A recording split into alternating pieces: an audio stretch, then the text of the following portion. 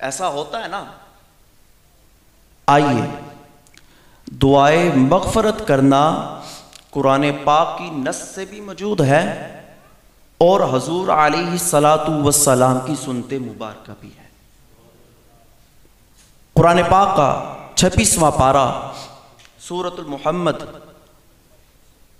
میں اللہ ارشاد فرماتا ہے وَاسْتَغْفِرْ لِذَنْبِكَ وَلِلْمُؤْمِنِينَ وَالْمُؤْمِنَاتِ. اس آیت کو حضور علیہ السلام کی طرف اشارہ کیا جا رہا ہے. اے محبوب، خاص و عام، خاص مردوں کے لیے، عام مردوں کے لیے، خاص عورتوں کے لیے، عام عورتوں کے لیے کیا کرے؟ آپ ان کے لیے دعائے مغفرت کریں. آپ ان کے لیے دعائے مغفرت کریں. میری گفتگو تھوڑی مشکل ہوتی ہے کیونکہ مجھے نا ایک بندہ 9 سال درس نظامی پڑھے پھر بھی آپ کو کہانیاں سنا کے چلا جائے تو پھر اس کا مقصد نہیں ہوتا. اس لیے گفتگو تھوڑی ساری مشکل ہے لیکن سمجھ جائیں گے اس میں آپ کا فائدہ ہے. اب اس آیت میں جو اشارہ ہے وہ حضور علیہ السلام کی طرف کیا جا رہا ہے. اے میرے محبوب، خاص و عام مردوں اور عورتوں کے لیے کیا کرے؟ دعائے مغفرت کرے. اب اس آیت کی تفسیر العرفان میں ہے. وہ اس آیت کی تفسیر یوں بیان کرتے ہیں. آپ فرماتے ہیں اس آیت میں اللہ تعالی امت مرحومہ کے لیے عزت افزائی کر رہا ہے اور اپنے محبوب کو یہ حکم دے رہا ہے اے میرے محبوب اپنی امت کے لیے دعائے مغفرت کرو. بخشتا تو رب ہے لیکن حکم اپنے محبوب کو دیتا ہے. پتا چلا رب اپنے محبوب سے کہلوا کر اس کی شفاعت لے کر پھر انسان کو بخشتا ہے. بخشتا تو وہی ہے، وہ رب ہے، کائنات کا مالک ہے، ہر چیز پر قدرت رکھنے والا ہے. کوئی پتا بھی اس کی اجازت کے بغیر ہل نہیں سکتا. تو وہ حکم دے رہا ہے اپنے محبوب کو اے محبوب تو دعا کر، اپنی امت مرحومہ کے لیے دعا کر، ان کی بخشش کے لیے دعا کر. بخشتا وہ ہے لیکن کہلواتا کس سے ہے؟ ہمارے لاڈلے نبی حضور علیہ السلام کی زبان سے. حضرات محترم، دعائے مغفرت کرنا یہ سنتے رسول ہے. یہ میں نے بات کی قرآن کی نص سے وَاسْتَغْفِرْ لِذَنْبِكَ وَلِلْمُؤْمِنِينَ وَالْمُؤْمِنَاتِ. اے محبوب، خاص اور عام مردوں اور عورتوں کے لیے دعائے مغفرت کرو. اب حضور علیہ السلام بھی ان کا بھی یہی طریقہ تھا. یہ حدیث جو میں بیان کرنا چاہ رہا ہوں کر رہا ہوں مشکات شریف کے اندر بھی یہ حدیث ہے، مسلم شریف کے بھی اندر یہ حدیث ہے، مختلف کتب الحدیث کے اندر یہ حدیث موجود ہے. حضرت عائشہ صدیقہ رضی اللہ تعالی عنہا اس حدیث کی راوی ہیں. آپ فرماتی ہیں کہ حضور علیہ السلام ایک رات میرے پاس تشریف فرما تھے، کیونکہ آپ کی کئی بیویاں تھیں، ہر رات آپ ایک ایک بیوی کے پاس جاتے تھے. تو فرماتے ہیں ایک رات آپ میرے پاس تشریف فرما تھے. آپ فرماتے ہیں رات کا آخری حصہ ہوا تو آپ دروازہ کھول کر جنت البقیع کی طرف چلے گئے، قبرستان کی طرف چلے گئے. آپ فرماتے ہیں آپ قبرستان گئے، آپ نے کہا اے جماعت المؤمنین السلام علیکم، تم ہم سے پہلے آ چکے ہو. جس چیز کا رب نے وعدہ کیا تھا تمہارا وہ وعدہ پورا ہو چکا ہے.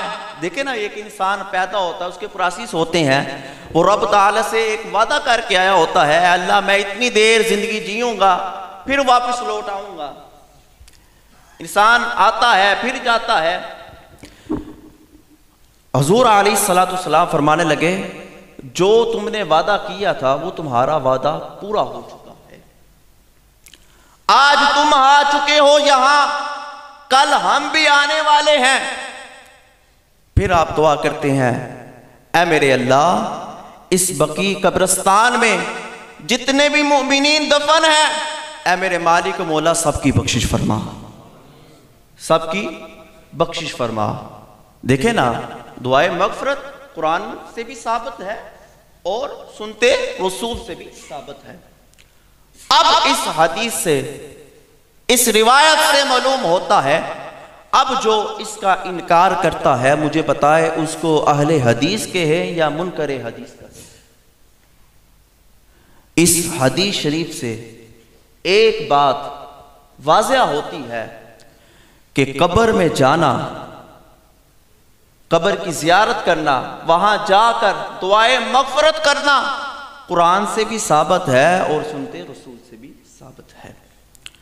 ایک یہ سوال کیا جاتا ہے اچھا کچھ لوگ جو ہے نا وہ اس چیز کے قائل تو ہے کہ قبر پہ جا کے قبر کی زیارت کرنی چاہیے، لیکن وہ اس چیز کے قائل نہیں ہے کہ وہاں جا کر ہاتھ اٹھا کر دعا کرنی چاہیے۔ وہ کہتے ہیں جی قبر کی طرف دیکھنا بھی نہیں چاہیے اور قبر پر کھڑے ہو کر ہاتھ اٹھا کر دعا بھی نہیں کرنی چاہیے۔ آئیے سنتے رسول سے یہ ثابت کرتے ہیں، حدیث مبارکہ سے ثابت کرتے ہیں۔ مشکات شریف کے اندر یہ حدیث ہے، کتاب الجنائز کے اندر یہ حدیث ہے۔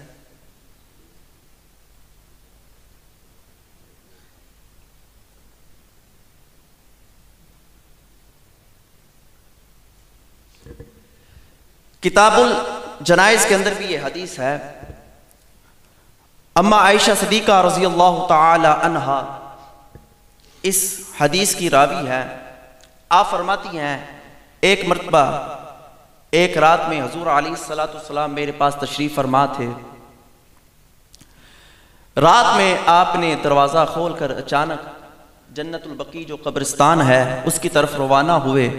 آپ فرماتی ہیں میں دیکھ رہی ہوں آپ نے وہاں جا کر قبرستان میں جا کر 3 مرتبہ ہاتھ اٹھائے پھر نیچے کر دیے۔ بات غور سے سننا، 3 مرتبہ ہاتھ اٹھائے پھر نیچے کر دیے۔ آپ فرماتی ہیں کہ جب حضور علیہ السلام گھر آئے میں نے کہا یا رسول اللہ صلی اللہ علیہ وآلہ وسلم آپ کو دیکھا آپ نے 3 مرتبہ ہاتھ اٹھائے اور پھر نیچے کر دیے، کیا وجہ ہے، کیا بات تھی؟ اور اس پر حضور علیہ السلام نے ارشاد فرمایا اے عائشہ سنو، میرے پاس جبرائیل وحی لے کر آیا تھا اللہ تعالیٰ کی، اس نے کہا تھا کہ رب آپ کو حکم دے رہا ہے کہ اس قبرستان میں جتنے بھی دفن ہیں ان سب کے لیے بخشش کی دعا کریں، ان سب کے بخشش کے لیے دعا کریں۔ اور میں آپ سب کو بھی یہی کہوں گا کہ جن کے والدین حیات ہے، زندہ ہے، اللہ ان کو لمبی زندگی عطا فرمائے، اور جن کے والدین اس دنیا فانی سے چلے گئے ان کی قبروں کی زیارت کیا کرے، ان کی قبروں کی زیارت کیا کرے۔ حضرت عبداللہ ابن عباس رضی اللہ تعالی عنہ سے روایت مروی ہے، کچھ لوگ کہتے ہیں جی چہرہ قبر کی طرف نہیں کرنا چاہیے۔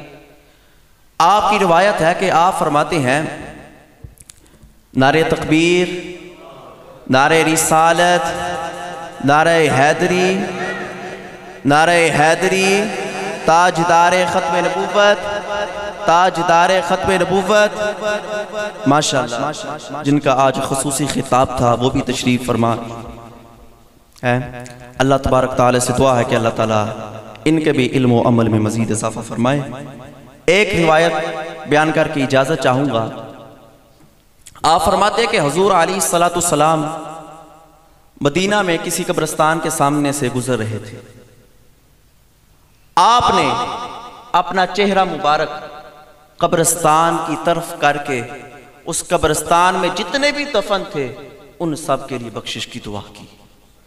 تو اس سے پتہ چلتا ہے حضرات محترم، اس سے پتہ چلتا ہے قبر میں جا کر دعائیں مغفرت کرنا قرآن سے بھی ثابت ہے۔ اور یاد رکھیے گا علامہ صاحب موجود ہے، جو قرآن کی نص کا انکار کرتا ہے وہ دائرہ اسلام سے خارج ہے، اس کا ایمان نہیں رہتا، ایمان چلا جاتا ہے۔ اور جو قرآن کا انکار کرے اور یہ کہے کہ قبر پر جا کر دعائے مغفرت نہیں کرنی اور یہ طریقہ نہیں ہے، وہ قرآن کا بھی انکار کر رہا ہے اور حدیث مبارکہ کا بھی انکار کر رہا ہے۔ اب وہ آپ کے حق میں ہے، جو لوگ انکار کرتے ہیں ان کو کیا کہنا چاہیے؟ اللہ تبارک تعالی سے دعا ہے کہ اللہ تعالی ہمیں جو بیان کیا مجھے سنا کر آپ کو سن کر عمل کرنے کی توفیق عطا فرمائے۔